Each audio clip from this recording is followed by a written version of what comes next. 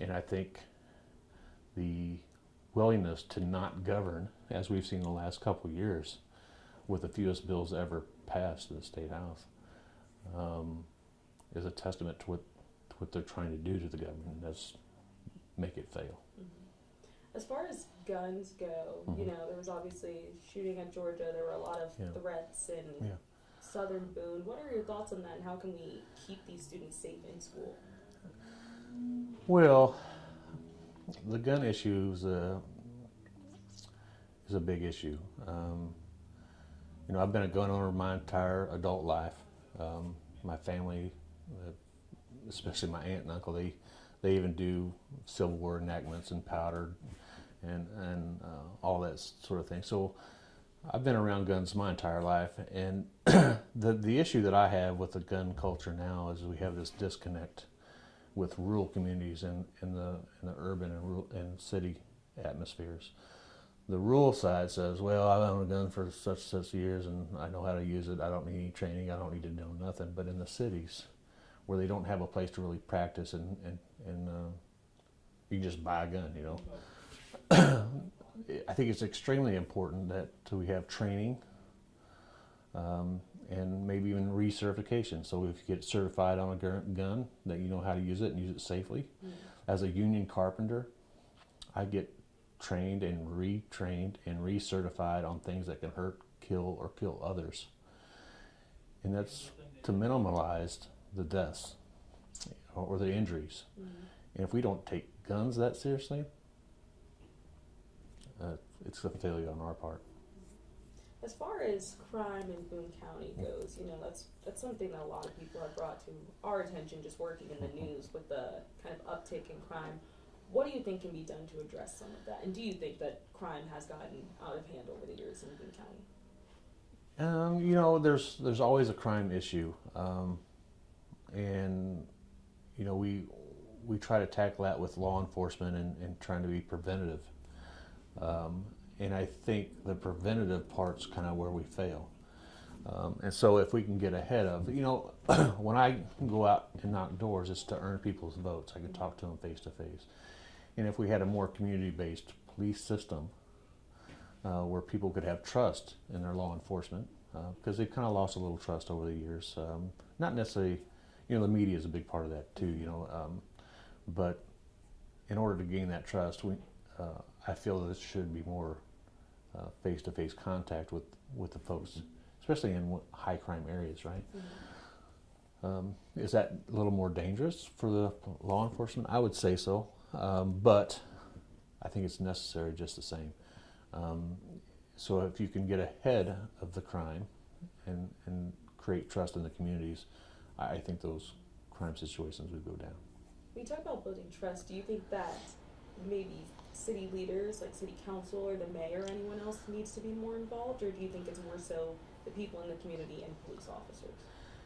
Well, the city gets funded, or the police department gets funded through the city, and through some state budget issues too. But yeah, I think the city council is involved and they're aware of the situation.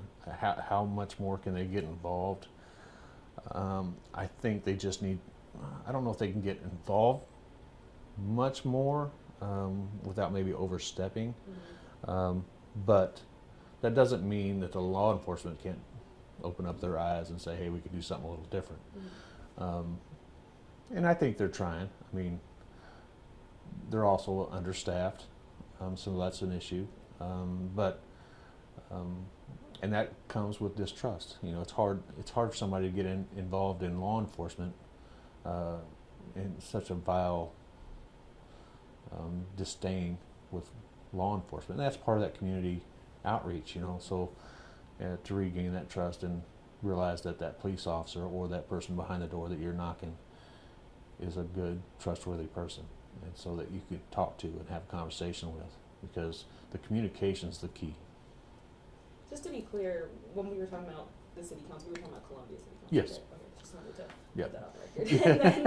And then, as far as homelessness goes, that's kind of been another issue that some people have brought up. Do you think that it has become an issue, and is there something that we should be doing to address it more? You know, you see more homelessness in areas that have more resources, and so whenever you have resources that the homeless or people that just don't have the means, then they're going to find those resources. So we see an uptick in homelessness, and a lot of it's mental illness, and a lot of it's ex-military veterans who just can't find their way after serving,